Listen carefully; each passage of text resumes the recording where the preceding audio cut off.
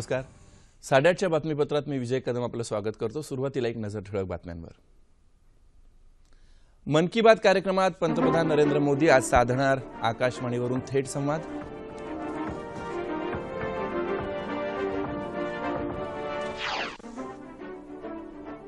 Make in India अभियान यशस्वी करण्यासाठी भारतानं स्वस्त उत्पादनांचं केंद्र बनावं, अरुण जेटली.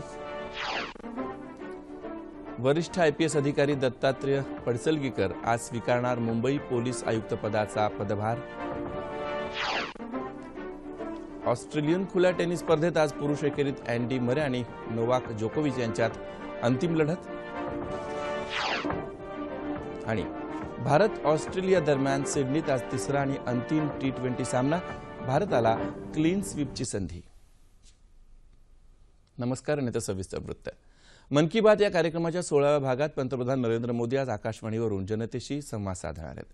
आकाशवाणी आणि दूरदर्शन केंद्रावरून सकाळी 11 वाजल्यापासून या कार्यक्रमाचं थेट प्रसारण होईल. प्रादेशिक केंद्रावरून रात्री 8 वाजता या कार्यक्रमाच्या प्रादेशिक भाषांमधले अनुवाद प्रसारित होतील. पंतप्रधान कार्यालय, डीडी न्यूज तसंच माहिती आणि प्रसारण मंत्रालय यांच्या YouTube वाहिन्यांवरूनही हा कार्यक्रम पाहता येणार आहे.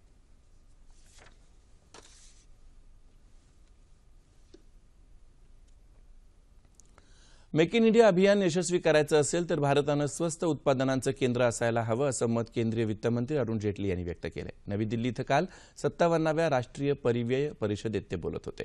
भारतामध्ये स्वस्त दरात कच्च्या मालाचं उत्पादन करण्याची क्षमता आहे. आपण उत्पादनाचं केंद्र बनण्यासाठी प्रयत्न करायला हवा. चीनच्या तुलनेत भारतात मजुरीचे दर कमी आहेत, तसंच कच्च्या तेलाच्या किमतीत झालेली घसरण भारताच्या पथ्यावर पडणारी आहे. अशा स्थितीचा आपण फायदा उचलायला हवा, असं जेटली म्हणाले. पायाभूत सुविधा, भांडवल आणि व्यापाराच्या योग्य सुविधा दिल्यास भारतही माफक दरात वस्तू आणि सेवा पुरवू शकतो, असंही ते म्हणाले. भारतीय अर्थव्यवस्था विकासपथावर न्यायची असेल तर मूलभूत पाया भक्कम करणं गरजेचं आहे. कृषी आणि कौशल्य विकास या 2 क्षेत्रांवर सरकारचा भर आहे. कृषी क्षेत्रात विशेषतः सिंचनासाठी अधिक गुंतवणूक करण्याची गरज त्यांनी व्यक्त केली. पठाणकोटवरील दहशतवादी हल्ल्याचा तपास लवकरच पूर्ण होईल आणि तो सार्वजनिक केला जाईल, असं पाकिस्तानचे पंतप्रधान नवाज शरीफ यांनी म्हटलंय. पंतप्रधान नरेंद्र मोदी आणि परराष्ट्र व्यवहार मंत्री सुषमा स्वराज यांच्या पाकिस्तान भेटीनंतर भारत-पाक चर्चा योग्य दिशेने जात होती, परंतु पठाणकोट हल्ल्याचा त्यावर नकारात्मक परिणाम झाला असल्याची कबुली शरीफ यांनी काल लाहोर इथं दिली. पठाणकोट हल्ल्याच्या तपासाचा जो काही निष्कर्ष येईल तो खुला करण्यात येईल, अशी ग्वाही देतानाच पठाणकोट हल्ल्यासाठी पाकिस्तानी जमिनीचा वापर झाला असेल तर त्याला सिद्ध करण्यासाठी सर्व स्तरापर्यंत प्रयत्न करणार असल्याचं ते म्हणाले.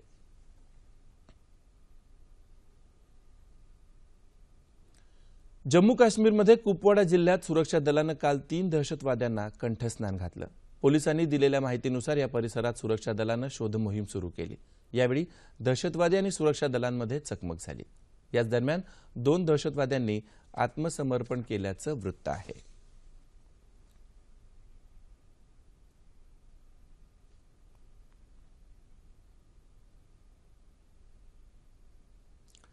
आगामी केंद्रीय अर्थसंकल्पाबाबत समाजातल्या विविध घटकांच्या अपेक्षा समजून घेण्यासाठी थेट संवाद या कार्यक्रमांतर्गत केंद्रीय परराष्ट्र व्यवहार मंत्री सुषमा स्वराज यांनी मुंबईतील नागरिकांशी संवाद साधला.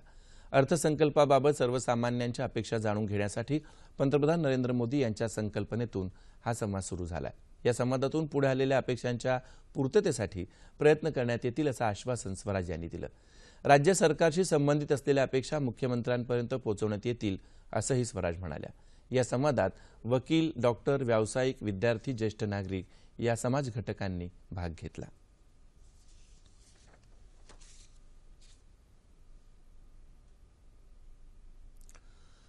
देशाची अर्थव्यवस्था वेगानं प्रगतीपथावर जात असून make in India, digital India, startup India या केंद्र सरकारच्या योजना अर्थव्यवस्थेला पूरक ठरत आहेत, असं मत Dalit Indian Chamber of Commerce and Industries अर्थात डिक्की संघटनेचे अध्यक्ष मिलिंद कांबळे यांनी व्यक्त केलंय. डॉक्टर बाबासाहेब आंबेडकर मराठवाडा विद्यापीठानं आयोजित केलेल्या 27व्या राष्ट्रीय वाणिज्य परिषदेच्या उद्घाटन प्रसंगी ते बोलत होते. सरकारच्या नव्या योजनेत दलित, मागासवर्गीय आणि अल्पसंख्याक समाजाचंही हित साध्य होणार आहे, असं कांबळे म्हणाले. या कार्यक्रमाला एक्सपर्ट ग्लोबल सोल्युशन्सचे व्यवस्थापकीय संचालक प्रशांत देशपांडे आणि इतर मान्यवर उपस्थित होते. 2 दिवस चालणाऱ्या परिषदेत उद्योजकता आणि आर्थिक विकासाचे बदलते प्रवाह या विषयावर चर्चासत्र झालं. महाराष्ट्राच्या खाद्य संस्कृतीतील जिभेची चव रंगतदार करणाऱ्या पुरणपोळी आणि वडापाव या पदार्थांना देश-विदेशात पोहोचवण्यासाठी तिथल्या हॉटेल्स कॅटरिंग इन्स्टिट्यूटसोबत करार करू असं राज्य पर्यटन आणि सांस्कृतिक संचालनालयाच्या सचिव वल्सा नायर सिंह यांनी काल दिल्लीत म्हटलंय। दिल्लीत झालेल्या महाजत्रेला दिल्लीसह देश-विदेशातील पर्यटकांचा उत्तम प्रतिसाद मिळाला। या महोत्सवामुळे महाराष्ट्रातील पर्यटन आणि उद्योगाला चालना मिळायला मदत होईल असंही त्या म्हणाल्या। दरम्यान गतिमान औद्योगिक विकासासाठी राज्यात राबवण्यात येत असलेल्या ईज ऑफ डुईंग बिझनेस या मोहिमेला गती देण्यासाठी हॉटेल विभागाशी संबंधित गृह विभागाकडल्या 5 परवानग्या रद्द करण्याचा निर्णय मुख्यमंत्री देवेंद्र फडणवीस यांनी घेतला आहे। या निर्णयामुळे हॉटेल उद्योगाची उभारणी सुलभ होऊ शकणार आहे। राज्यातल्या उद्योग व्यवसायाला चालना देण्यासाठी ईज ऑफ डुईंग या मोहिमेअंतर्गत गेल्या वर्षभरात शासकीय परवान्यांची संख्या निम्म्यापेक्षा कमी करण्यात सरकारला यश आलंय। मुंबईचे नवे पोलीस आयुक्त म्हणून वरिष्ठ आयपीएस अधिकारी दत्तात्रय पडसलगीकर आज दुपारी कार्यभार स्वीकारणार आहेत।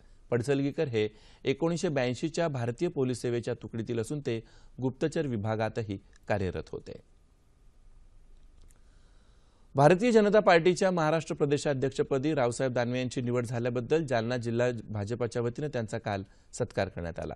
येणाऱ्या काही वर्षात संभाजीनगर आणि जालना ही दोन्ही शहरं एकत्र होणार असून या दोन्ही शहरांमध्ये बाहेरच्या देशातील कंपन्या या डीएमआयसी मध्ये येणार आहेत असं दानवे म्हणाले। वाढलेल्या उद्योगधंद्यांमुळे त्या ठिकाणी जिल्ह्यातील लोकांना मोठ्या प्रमाणावर रोजगार उपलब्ध होऊ शकतील असंही ते म्हणाले।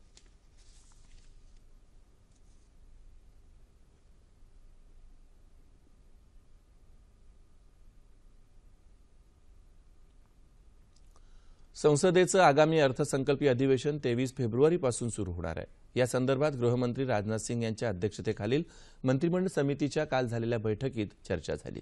या अर्थसंकल्पात सर्वसाधारण आणि रेल्वे अर्थसंकल्प सादर होणार असले तरी जीएसटी आणि रिअल इस्टेट विधेयकांना मंजुरी मिळण्यावर सरकारचा भर राहणार आहे। सर्वसाधारण अर्थसंकल्प 29 फेब्रुवारीला सादर केला जाणार आहे। तुर्कस्तानमधून ग्रीसकडे जाणाऱ्या स्थलांतरितांच्या बोटीला एजन समुद्रात जलसमाधी मिळून जहाजावरील अनेक मुलांसह किमान 39 स्थलांतरित ठार झाल्याचं वृत्त आहे। तुर्कस्तानच्या जवळच झालेल्या अपघातातून 60 पेक्षा अधिक जणांना वाचवण्यात यश आलंय। मृतांची संख्या वाढण्याची शक्यता संबंधितांनी व्यक्त केली आहे। पश्चिम आशियातल्या अस्थिरतेमुळे शेकडो नागरिक युरोपात स्थलांतर करत आहेत। काही दिवसांपूर्वीच अशा झालेल्या एका अपघातात 26 जण ठार झाले होते।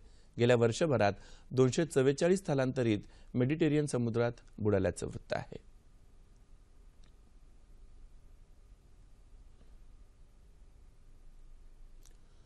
सोलापूर महापालिकेचा स्मार्ट सिटीमध्ये समावेश झाल्यानंतर सोलापूरकरांनी काल आनंदोत्सव साजरा केला। देशातील पहिल्या 20 स्मार्ट शहरांमध्ये सोलापूरला 9व्या क्रमांकाचं स्थान मिळालंय।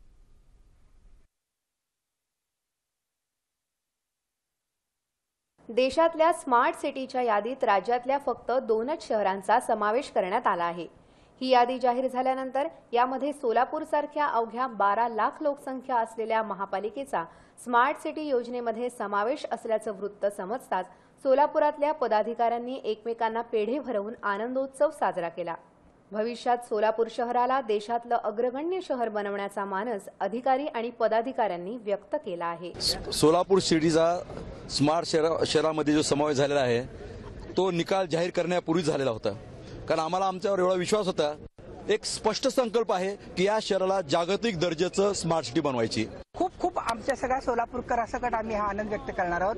पण या ठिकाणी जे आपल्या 25-30 वर्षापासून जे या ठिकाणी इथल्या नेते मंडळींनी जे काम केलं होतं त्या कामाच्या बळावरती जी आम्ही गुणवत्ता यादीमध्ये आमची जे प्रेझेंटेशन केलं त्या प्रेझेंटेशनमध्ये पहिल्यांदा मुंबईला जे प्रेझेंटेशन झालं त्यामध्येच आम्हाला विश्वास वाटला की आमचं स्मार्ट सिटीमध्ये नक्कीच त्या ठिकाणी समावेश होणार आहे। ही जी अपॉर्च्युनिटी आपल्याला मिळालेली आहे ती आपण पूर्णपणे खेचून घेऊया आणि सोलापूरला स्मार्ट सिटी म्हणून खरोखरची कागदावरची न करता प्रॅक्टिकली स्मार्ट करण्याची आपण सर्व सोलापूरकरांनी प्रतिज्ञा करूया। स्मार्ट सिटी ही संकल्पना प्रत्यक्षात उतरावी अशी अपेक्षा करत सामान्य सोलापूरकरांनीही आनंद साजरा केला। प्रत्येक गाव जलसमृद्ध करण्याचा निर्धार करून जलयुक्त शिवार अभियानाच्या माध्यमातून पावसाचं पाणी गावाच्या शिवारातच अडवण्यासाठी लोकचळवळ उभी करा असं आवाहन अर्थमंत्री सुधीर मुनगंटीवार यांनी केलंय। वर्धा जिल्ह्यातल्या सावंगी इथं काल पहिल्या जल परिषदेचं उद्घाटन जलतज्ञ डॉक्टर राजेंद्र सिंह यांच्या उपस्थितीत झालं। त्यानंतर पाण्याचं महत्त्व आणि लोकसहभाग या विषयावर मार्गदर्शन करताना मुनगंटीवार बोलत होते। जलसाक्षरतेची गरज व्यक्त करतानाच जल परिषदेच्या माध्यमातून पाण्याच्या वापरासंदर्भात आत्मचिंतन करण्याची आवश्यकता असल्याचंही ते म्हणाले। डॉक्टर राजेंद्र सिंह यांनीही यावेळी मार्गदर्शन केलं। जलसंवर्धनाची जबाबदारी केवळ सरकारची नसून प्रत्येक ग्रामसभेत ठराव घेऊन सामूहिक पाणलोट विकासाचा आराखडा प्रत्येक गावानं तयार करावा असं आवाहन राजेंद्र सिंह यांनी केलं। मुंबईतल्या अंधेरी इथल्या भवन्स महाविद्यालयात पर्यावरण प्रेमींसाठी प्रकृती या 3 दिवसीय निसर्ग महोत्सवाचं आयोजन करण्यात आलंय। जैवविविधता, निसर्ग वंशावळ, औषधी वनस्पती प्रदर्शन, प्राणी बचाव अशा विषयांवर चर्चासत्रांचं आयोजन करण्यात आलंय। फुलांचं प्रदर्शन, श्वान प्रदर्शन, निसर्ग आणि वन्यजीवन फोटो प्रदर्शन, इको फ्रेंडली स्टॉल्सही इथं मांडण्यात येणार आहेत।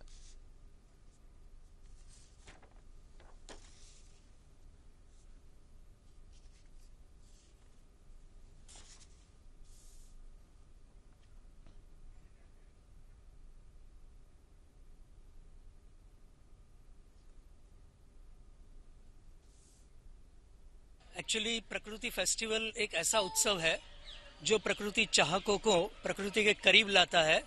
पशु पंछी को बचाने के लिए और जानवरों को बचाने के लिए, पेड़ पौधे लगाने के लिए और युवा वर्ग को साहस के साथ जोड़ने के लिए Bhavans Nature and Adventure Centre के अंदर प्रकृति फेस्टिवल 5 साल से चलता है। आणि आता बातमी टेनिसची। ऑस्ट्रेलियन खुल्या टेनिस स्पर्धेत काल अव्वल मानांकित अमेरिकेच्या सेरेना विल्यम्सवर मात करून जर्मनीच्या अँजेलिक कर्बरनं महिला एकेरीचं अजिंक्यपद पटकावलं। काल झालेल्या अंतिम सामन्यात 7व्या मानांकित अँजेलिक कर्बरनं सेरेना विल्यम्सचा 6-4, 3-6 आणि 6-4 अशा सेटमध्ये पराभव केला। या पराभवामुळे स्टेफी ग्राफच्या विक्रमाशी बरोबरी करण्याचं सेरेनाचं स्वप्न मात्र भंगलं। दरम्यान ऑस्ट्रेलियन खुल्या टेनिस स्पर्धेच्या पुरुष एकेरीत आज ब्रिटनचा अँडी मरे आणि नोवाक जोकोविच यांच्या दरम्यान अंतिम सामना होणार आहे। उपांत्य फेरीच्या सामन्यात मरेनं कॅनडाचा मिलोस राओनिक याचा 4 तास चाललेल्या अटीतटीच्या सामन्यात 4-6, 7-5, 6-7, 6-4, 6-2 असा पराभव केला। पुरुष दुहेरीच्या सामन्यात मरेचा भाऊ जेमी मरे आणि ब्रुनो सोअस यांचा सामना डॅनियल नेस्टर आणि राडेक स्टॅपनिक यांच्या दरम्यान होणार आहे। क्रिकेट भारत आणि ऑस्ट्रेलिया दरम्यानचा तिसरा आणि अंतिम T20चा सामना आज सिडनीत होणार आहे।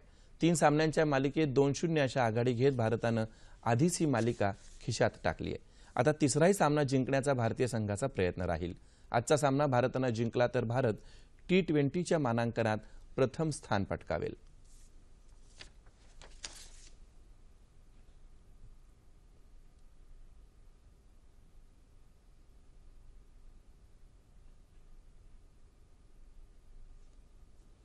हवामान वृत्त। मध्य महाराष्ट्राच्या काही भागात किमान तापमानात सरासरीच्या तुलनेत लक्षणीय वाढ झाली आहे। राज्यात सर्वात कमी तापमान नांदेड इथं 10 अंश सेल्सिअस इतकं नोंदवण्यात आलं आहे। येत्या 24 तासात संपूर्ण राज्यातलं हवामान प्रामुख्यानं कोरडं राहील असा हवामान खात्याचा अंदाज आहे। शेवटी पुन्हा एकदा ठळक बातम्या। मन की बात कार्यक्रमात पंतप्रधान नरेंद्र मोदी आज साधणार आकाशवाणीवरून थेट संवाद।